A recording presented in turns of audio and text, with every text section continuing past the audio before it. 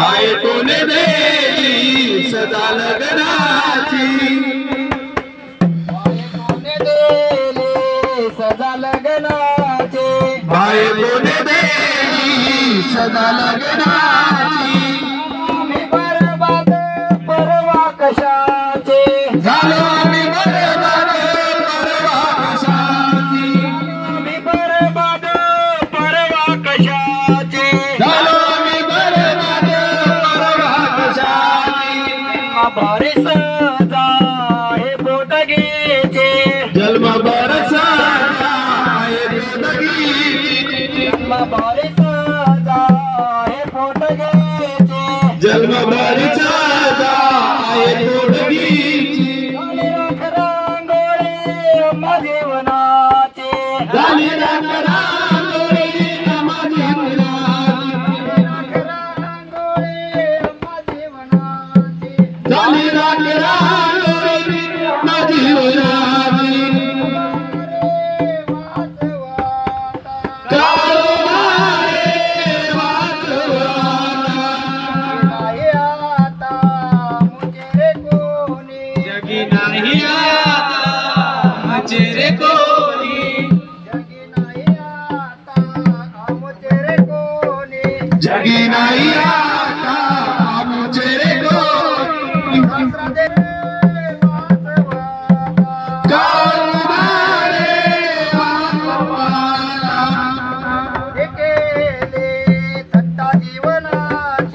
बायकोने केली सत्ता जीवनाची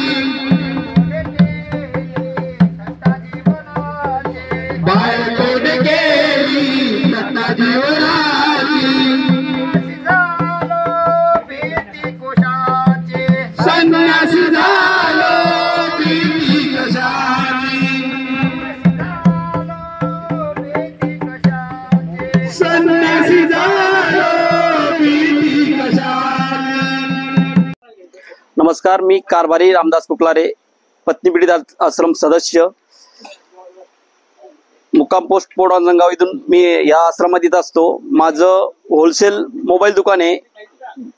1-1.5 करोडची ह्या हायवेवर प्रॉपर्टी. या प्रॉपर्टीसाठी माझी पत्नी, सासू आणि साला यांनी माझे जिवंत असतानाच मृत्यूपत्र काढले. त्यासाठी मी न्यायालयात, शिल्लेगाव पोलीस स्टेशन ते एवढा हरामखोर आहे, आतापर्यंत 50 अर्ज करून सुद्धा मला शिल्लेगाव पोलीस स्टेशन न्याय दिलेला नाही. नमस्कार, मी ॲडव्होकेट भरत पुलारे, संस्थापक अध्यक्ष, कौटुंबिक समस्याग्रस्त पत्नी पीडित पुरुष आश्रम, छत्रपती संभाजीनगर. आज आम्ही या ठिकाणी आश्रमात पिंपळाच्या वृक्षाला 108 फेऱ्या मारून वट सावित्री पौर्णिमेच्या पूर्वसंध्येला हे पिंपळ पौर्णिमा साजरी केलेली आहे. त्याचं कारण असं आहे की ज्याप्रमाणे महिला वर्षानुवर्षे आपली परंपरा आहे का तेव्हापासून एका वटवृक्षाला हे फेऱ्या मारून 7 जन्मापर्यंत हा नवरा मिळो अशी मागणी करतात. तर त्याच धर्तीवर आम्ही पण हे पिंपळ मुंजा आहे आणि ह्या मुंजाला आम्ही 108 उलट्या फेऱ्या मारतोय. 7 वर्षापासून 8 वर्ष सुरू झालंय. त्यापासून आम्ही मागणी करून सांगतोय, त्यांनी कमी मारले, आम्ही जास्त मारून आम्ही आता वाढत जाणार आहे. तर जास्त मारून आम्ही हे सांगणार आहे का या ज्या बायका पतीला या जन्मामध्ये एवढा त्रास देतात, एवढा त्रास कारण मरण यातना सहन करावं त्यांना लागतं. सावित्रीनं त्या मरण यात्रेतून त्या आपल्या पतीला बाहेर काढलं आणि त्याच्यासाठी त्याने हे प्रयत्न केले.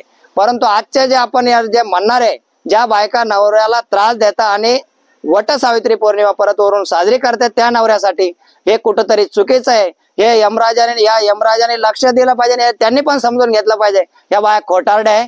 या बायांनी ज्यांनी नवऱ्यांना त्रास दिला या खोटारड्या बायकांचं ऐकलं नाही पाहिजे. कारण आम्ही आता वैतागलोय.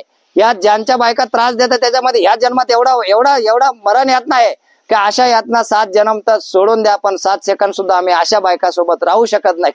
म्हणून आम्ही या पिंपळाच्या वृक्षाला 108 उलट्या फेऱ्या मारतो आणि सांगतो की हे यमराजा, आमच्या बायका उद्या येतील आणि सांगतील यांचं ऐकू नको.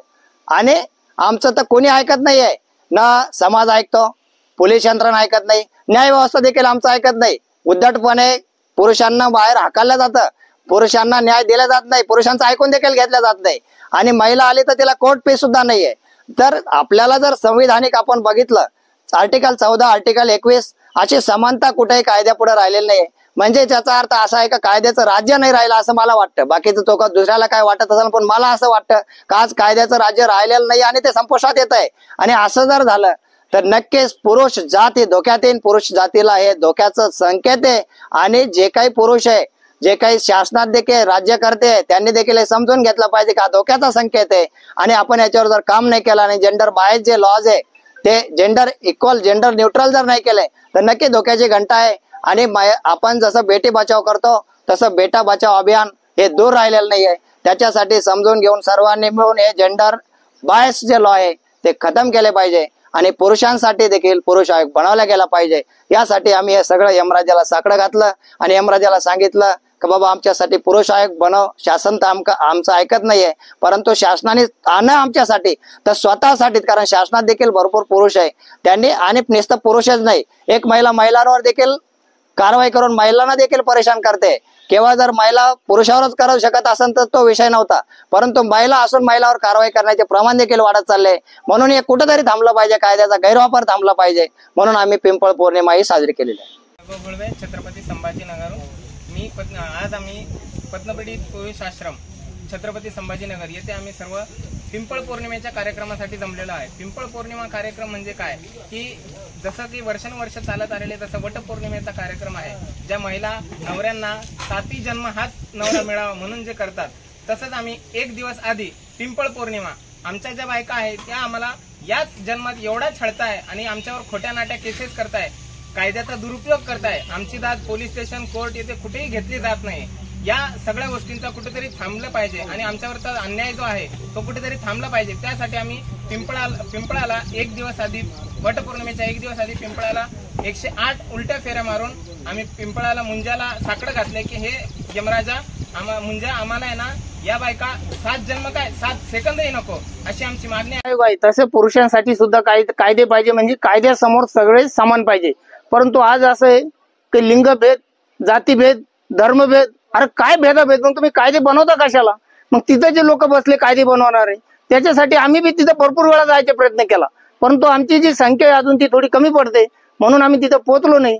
परंतु कायद्यामध्ये कुठेही असं लिहिले नाही की प्रत्येकाला वेगवेगळा भेदभाव करा. तरी घटना सगळं दुरुस्ती किती वेळा यांनी केली, परंतु कायद्यात अशा पळवटा काढून ठेवला ते कायद्याचा बट्टेबोळ करून टाकला. आणि अशीच जर लोकशाही चालत राहिली तर बेबंदशाही यायला वेळ लागणार नाही. याच्यापूर्वी अनेक वेळा अशी लोकशाही आलेली आहे, त्याच्यानंतर हुकुमशाही आलेली आहे आणि आता परत लोकशाही, तिला 75 वर्ष झाली.